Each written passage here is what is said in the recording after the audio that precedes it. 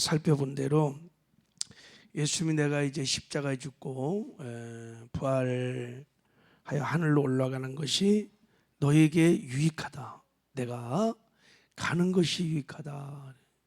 왜냐하면 내가 가야 누가 와요? 보혜사 성령이 올 것이다. 그러면서 성령이 오셔서 하시는 사역, 베풀어 주신 은혜에 대해서 쭉 지금 말씀을 하고 계시는 겁니다. 먼저 성령이 오시면 죄가 무엇인지를 가르쳐 줄 것이다. 그 죄가 뭐예요? 예수를 믿지 않는 거예요. 이게 죄다. 예수를 구주와 내 생명의 주인으로 믿지 않는 것이 바로 이게 죄다. 그리고 두 번째는 하나님의 의를, 우리가 의롭다함을 받는 방법을 가르쳐 줄 것이다.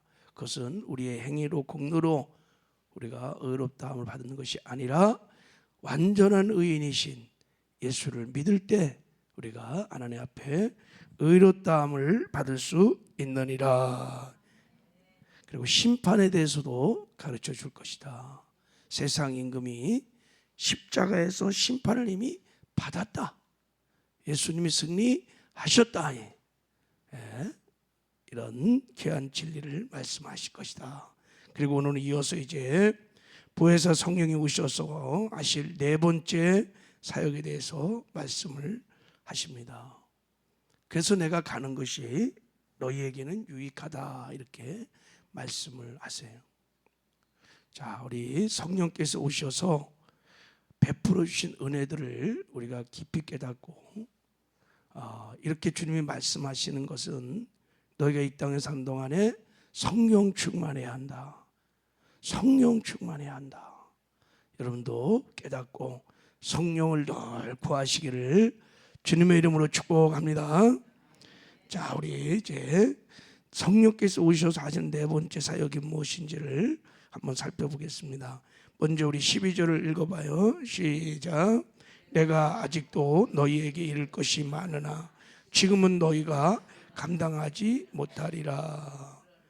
자, 내가 아직도 너희에게 이를 것이 많다. 내가 왜 죽는지, 내가 부활할 것이라는 것, 또 주의 성령으로 내가 다시 온다는 것, 그리고 또 주님이 재림, 천년왕국, 새하늘과 새 땅, 지금 주께서 십자가에 성취하려고 하는 이 구원의 사건, 이 복음, 할 말이 얼마나 많은지 모릅니다. 이 신비하고 놀라운 이 구원의 은혜를, 근데 내가 다 말할 수 없다는 거예요. 왜요? 지금은 너희가 감당하지 못한다는 거예요. 지금은 감당하지 못한다는 거예요. 그러니까 제자들이 지금 예수님이 하시는 말씀을 이해할 만한 영적인 이해력이 부족한 거예요. 예수님이 지금 부활하신다는 것 이들 믿지도 않아요. 근데 예수님이 주의 성령으로 또 다시 오신다? 이거 또한 전혀 말귀를 지금 못 알아듣는 거죠. 알 수도 없고. 그리고 요한복음 2장에 보면 단적인 예로 예수님이 이렇게 말했어요. 너희가 이 성전을 헐라. 그럼 내가 사흘 안에 일으키리라 그랬어요. 그랬더니 당시 모든 사람이, 제자들도 도말할 것도 없고, 이게 뭔 말인가? 이게 성전된 당신의 육체를 가리켜 말씀하신 것인데, 자, 성경 이렇게 말합니다. 죽은 자 가운데서 살아나신 후에야 제자들이 이 말씀하신 것을 기억하고 성경과 예수께서 하신 말씀을 믿었더라 그랬어. 성경과 예수님이 하신 말씀을 그때서야 비로소 믿었다 이거예요. 제자들은 아무도 깨닫지도 못하고 주님이 하신 말씀들, 마태, 마가, 누가, 요한에 나와 있는, 요한복음에 나와 있는 주님의 말씀이죠. 사복음서는 직접 주님이 하신 말씀이에요. 이런 것들을 도무지 이들이 깨달을 수 없었다는 거예요. 그러나 지금은 너희가 감당하지 못하지만 나중에는 어떻게 한다? 감당할 수 있다는 거예요. 이해할 수 있다는 거예요. 분별할 수 있다는 거예요. 그때가 언제예요? 성령이 오시면, 성령이 오시면 너희들이 깨닫게 될 것이다. 알게 될 것이다. 왜요? 왜요? 자, 그 이유를 이제 주님 말씀하시는 거예요. 자, 13절 읽겠습니다. 시작. 그러나 진리의 성령이 오시면 그가 너희를 모든 진리 가운데로 인도하시리니 그가 스스로 말하지 않고 오직 들은 것을 말하며 장래일을 너희에게 알리시리라. 보혜사 성령이 진리로 오신다. 진리시다. 그래서 너희들을 모든 진리 가운데로 그분이 인도하실 것이다. 여러분, 성령님은 진리이십니다. 요한일서 5장 7절에도 증거하신 이는 성령이시니 성령은 진리이니라 이렇게 말해요. 성령은 진리이십니다.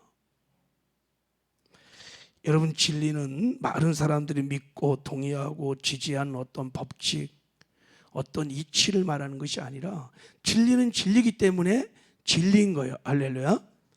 진리가 되려면 세 가지 진리의 속성이 있어. 첫째, 진리는 영원해야 돼요. 그리고 진리는 변하면 안 돼. 불변성을 갖고 있어요. 그리고 진리는 영생을 주는 완전성을 갖고 있어야 돼. 그래서 진리는 딱 네 가지가 진리요. 하나님이 진리시고, 예수님이 진리시고, 성령님이 진리시고, 하나님의 말씀이 진리이십니다. 예수님이 이 땅에 오셔서 하신 모든 말씀이 진리인 것을 믿으시기 바랍니다. 성령은 이 진리의 세 가지 속성을 완벽하게 갖고 계십니다. 성령은 영원하시며 불변하시며 영생을 주시는 분이십니다. 그래서 지금 말씀하시는 거예요. 그가, 진리의 영이 너희를 모든 진리 가운데로 인도하시리라 그랬어요. 여기서 인도한다는 말은 성령께서 진리를 계시한다, 깨닫게 한다, 체험한다, 실제가 되게 한다, 또 주님의 말씀을 분별시켜 준다, 깨닫게 한다, 믿어지게 한다, 뭐 이런 모든 뜻을 다 포함하고 있는 거예요. 그리고 여기서 주님 말씀하신 진리는 진리이신 예수님과 예수님이 하신 말씀을 말하고 있는 것입니다. 보세요. 14절을 한번 읽어봐요. 자, 14절 시작. 그가 내 영광을 나타내리니 내 것을 가지고 너희에게 알리겠음이니라. 예. 그래서 진리의 성령님은 먼저 우리를 진리신 예수님께 인도하시고, 진리신 예수님을 계시해 주시고, 진리신 예수님을 알게 하시고, 진리신 예수님을 체험케 하시고, 할렐루야. 이게 성령이 오신 가장 중요한 목적 중에 하나예요. 예수님을 계시하러 오신 거예요. 자, 요한복음 15장 26절. 자, 거기 여러분 한번 26절 한번 읽어볼까요? 자, 시작. 내가 15장 26절 15장 시작.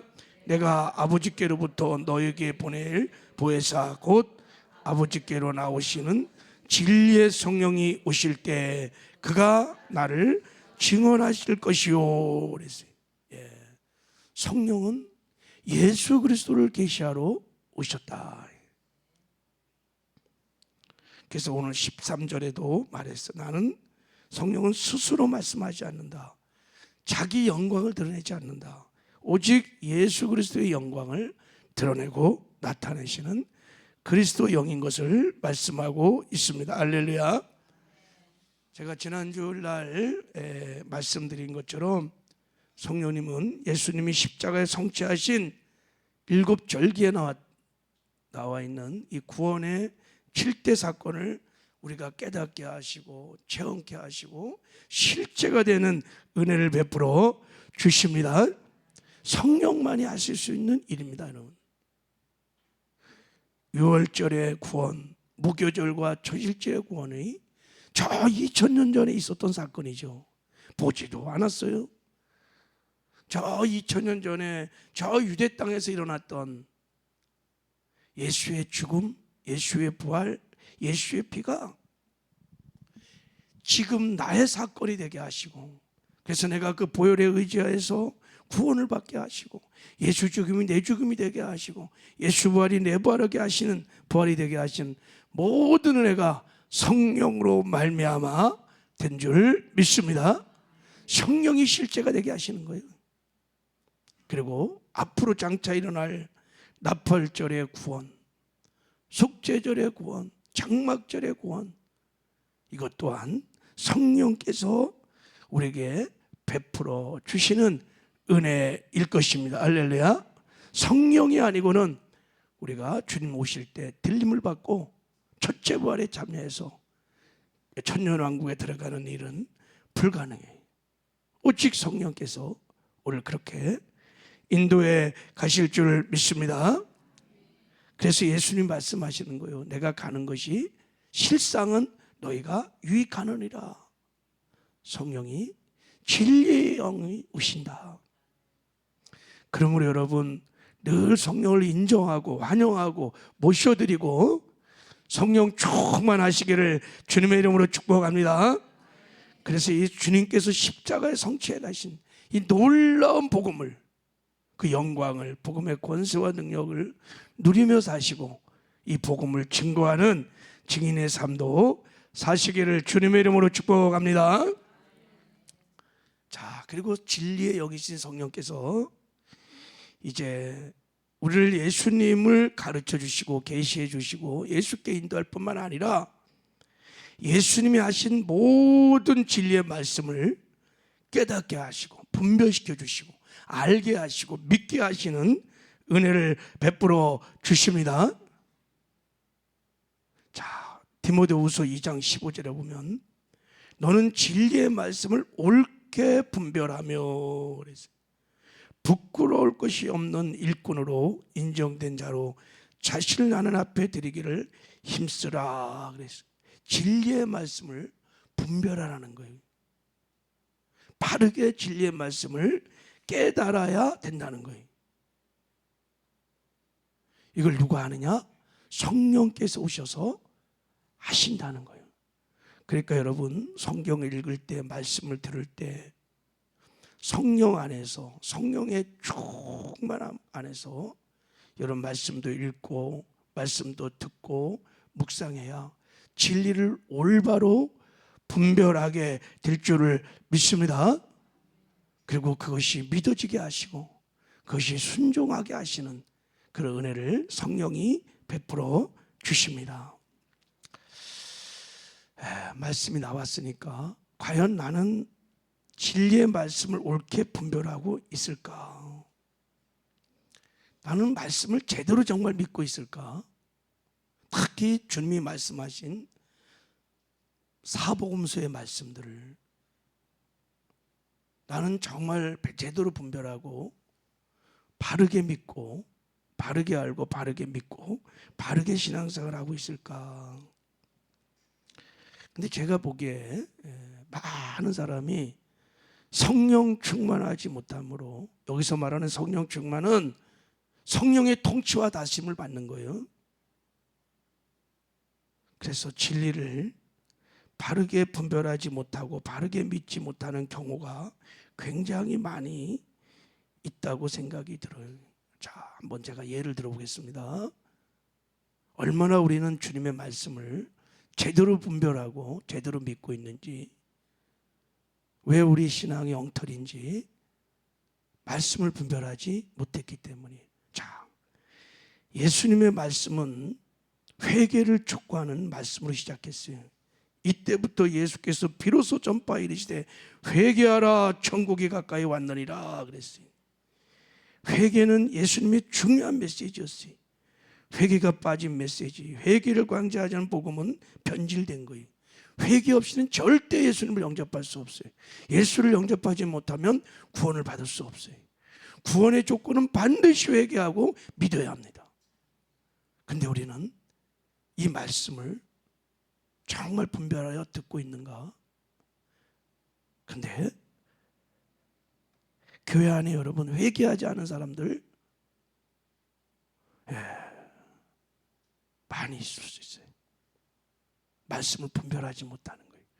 어떻게 우리가 구원받는지 그냥 교회 다니면 그냥 믿으면 아니요. 회개하고 예수를 믿어야, 예수를 구주일 뿐만 아니라 주인으로 믿어야 구원을 받습니다. 분별하라는 거예요.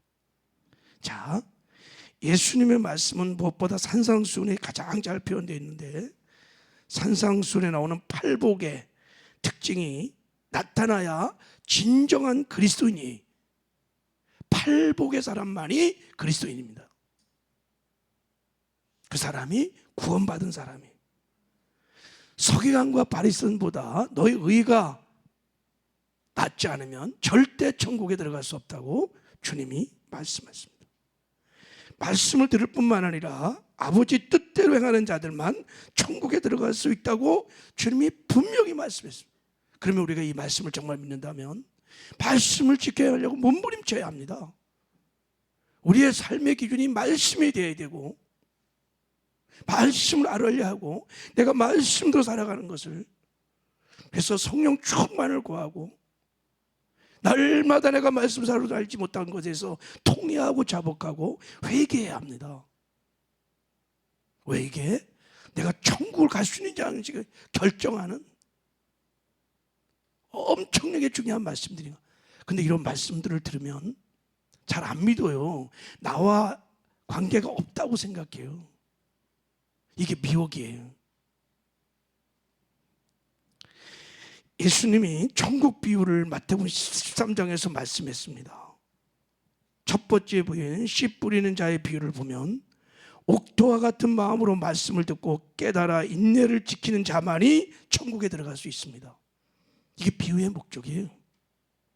값진 진주나 밭에 감춘 보화의 비유에서도 자기 소유를 다 팔아서 진주와 보화를 사는 것처럼 주님의 주권을 인정하고 모든 것을 주 앞에 내놓는 자야 진정으로 구원을 받은 자예요. 예수님이 말씀하시는 거예요.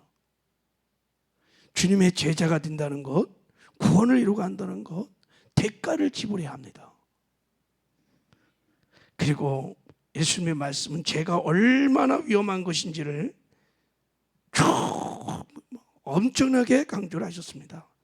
마태, 마가, 누가, 요한 복음서를 읽어보면 예수님이 죄를 전혀 정말 심상히 가벼이 여기지 않으셨어요. 얼마나 무섭게 다루고 계시는지. 간음하지 마라 하였다는 것을 너희가 들었으나 내가 너희에게 이르노니 음욕을 품고 여자를 보는 자마다 마음의 힘이 간음하였느니라. 만일 내 오른눈이 너를 실족해 하거든 빼어버리라. 내 백체 중 하나가 없어지고 온몸이 지옥에 던져지지 않는 것이 유익하며, 만일 내 오른손이 너를 실족해 하거든 찢어버려라. 내 백체 중에 하나가 없어지고 온몸이 지옥에 던져지지 않는 것이 유익하니라. 내 발이 너를 범죄하거든, 내 손이 너를 번제하거든, 내 눈이 범죄하거든 찍어버리라는 거예요. 빼버리라는 거예요. 여러분, 이게 강조가 아닙니다. 비유도 아니에요. 야고보서에서는 욕심이 잉태한 즉 죄를 낳고 죄가 장성한 즉 사망을 낳느니라고 경고하고 있습니다. 이거 세상 사람에게 한 말이 아닙니다.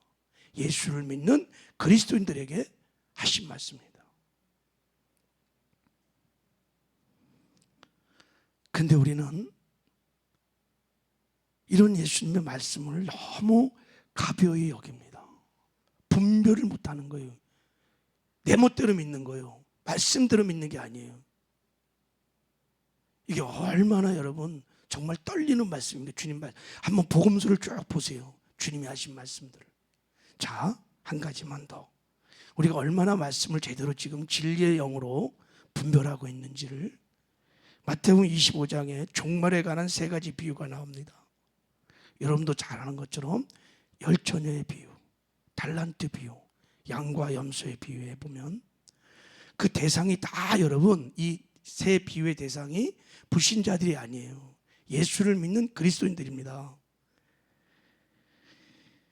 자, 예수님께서 비유를 통해서 이렇게 말씀했어요. 어떤 이는 깨어있지 않으므로, 어떤 이는 달란트를 파묻어놓고 충성하지 않으므로, 어떤 이는 사랑을 실천하지 않으므로 버림을 받고 영벌에 처할 것을 말씀하고 있는 거예요. 이 비유가 충성하지 않으므로, 깨어있지 않으므로. 이 깨어있다는 것은 죄와 구별된 거룩한 삶을 사는 거예요. 말씀을 지켜가는 의의 삶을 사는 거예요. 그리고 새 계명을 따라 사랑의 삶을 살지 않으면 영벌에 처한다. 자, 우리 이런 말씀들을 여러분 들으면 어떻게 생각하세요? 아, 그렇구나. 아멘. 충성해야지. 깨어 있어야지. 이렇게 반응해야 돼요. 그런데 우리는 이런 말씀 들으면 나와 관계가 없거나 아는 가벼이 여기고, 그래서 신앙생활 여러분 대가 지불을 안 해요. 희생을 안 해요. 그냥 때가 되면 은혜로 어떻게 하면 천국 가겠지. 이게 다 은혜주의라고 하는 무서운 마귀의 미혹입니다. 그래서 여러분, 우리가 성령 충만해 성령의 통치와 다스림을 받으며 말씀을 제대로 분별을 해야 될 줄을 믿습니다. 아멘도 안 하시잖아요. 보세요. 제가 그냥 그대로 말씀 얘기한 거예요. 우리가 말씀을 볼 때 진리의 영이신 성령에 의해서 분별을 받지 않고 내 생각대로 말씀을 읽기 때문인 거예요. 이런 말씀이 부딪혀 오지 않아요. 굉장한 심각한 문제가 일어날 겁니다. 언제? 주님 앞에 서는 날. 그래서 우리가 성령 충만해야 합니다. 성령 안에서 설교하는 저도 그렇고 듣는 분도 그렇고 바르게 분별해서 바르게 믿어야 그 믿음으로 우리가 천국에 갈 줄을 믿습니다. 할렐루야. 하나님 아버지 감사합니다. 성령 하나님이 진리의 영이